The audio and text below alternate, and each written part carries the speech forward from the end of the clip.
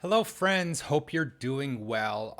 Wanted to pull together another video today, but this one's a little different from my normal real estate videos. This one is inspired by what's going on in Florida right now with Hurricane Ian and just the devastation that such a large storm has just wreaked. I mean, it's been pretty brutal.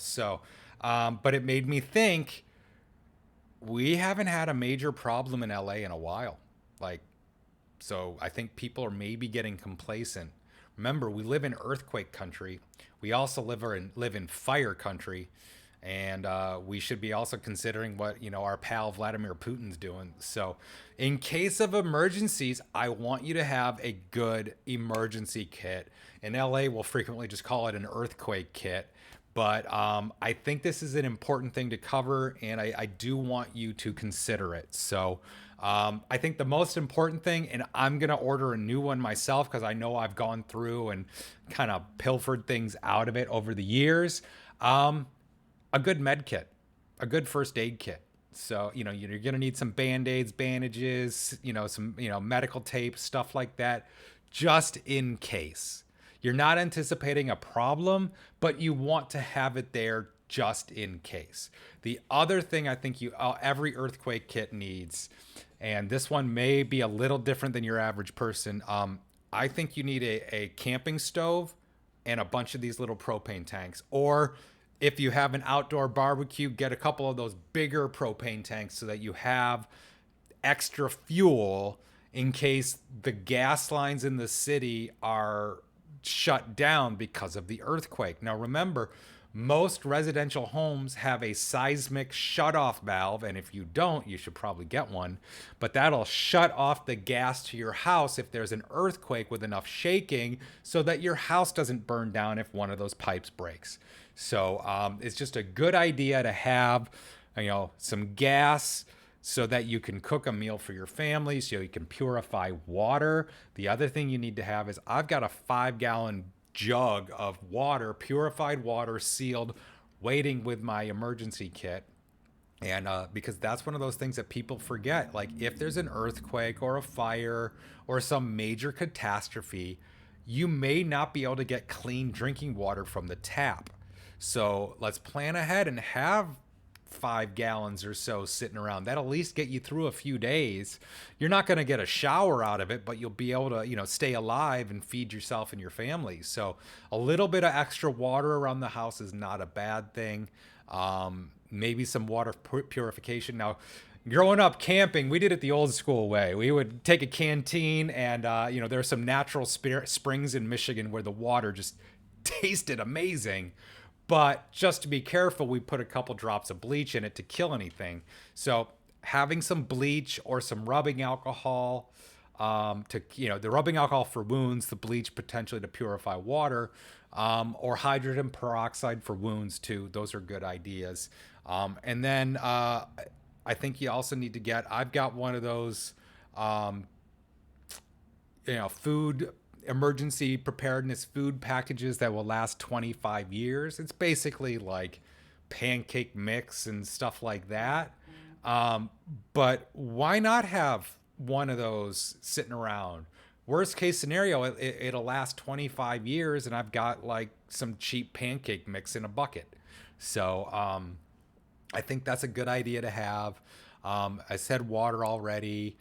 Maybe go to Costco, pick up some extra pasta, a bag of rice. A 25 pound bag of rice will be right around $20, I think, at Costco. Maybe pick up a 25-pound bag of lentils. Again, that's going to be like $20.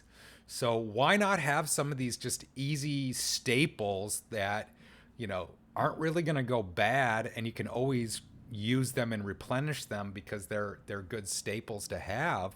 But why not? The other thing is you need to think about your pet. Now with Merlin, he's allergic to everything. So I've got lentils, rice, split peas already in bulk because I make his food for him. So I kind of have my own little earthquake kit going with just the food I need for him. But, I picked up extra, so I have a ton on hand. I've got at least 50 pounds of rice, 50 pounds of split peas, 50 pounds of lentils. But again, that's mostly because of his food, but also why not be prepared? It's cheap, it's not going to go bad. Um, and then the other thing I think you should, think about your dog food.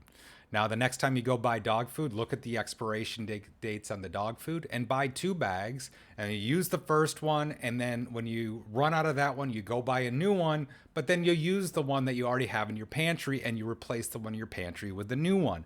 So you can just keep cycling through. So you always have an extra bag of dog food sitting around.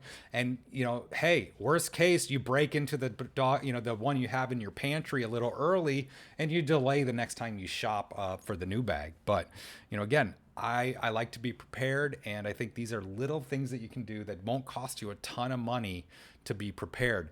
Another thing I think is a really good idea is one of these. This is a big battery, basically, and I've got a little solar panel that'll plug into it and charge it. But this can power televisions. It can recharge my cell phone. I can run my computer off of it. In theory, you can run air conditioning and a refrigerator off of it for several hours, but it's basically like a car battery. They put a box around, and but what a great little idea is have a little power station that will help you in case the power's out, or it's also something I can take camping. So again, I think of an emergency kit as dual use with all my camping gear. But these are little things that I would hope you would consider. Hope this helps. But just think about worst case scenario. Have some extra Aleve or ibuprofen. Have that kind of thing sitting around. But I think the big ones are water, food, and a first aid kit, and then something to cook on. So hope this helps, and I think I'll put this out on my Rumble and YouTube channels as well as on my homesbybaldwin.com page, and so hopefully this helps somebody. But if you have any more suggestions or you think I should add to this, definitely feel free to email me or give me a call at 213-973-3777. And I just hope you be safe out there. Think about your friends in Florida right now, but also let's make sure we're all prepared for the next time there's a disaster in our local area. Because hey, maybe I'm not personally affected, but if I can help my neighbor, then awesome. So hope this helps.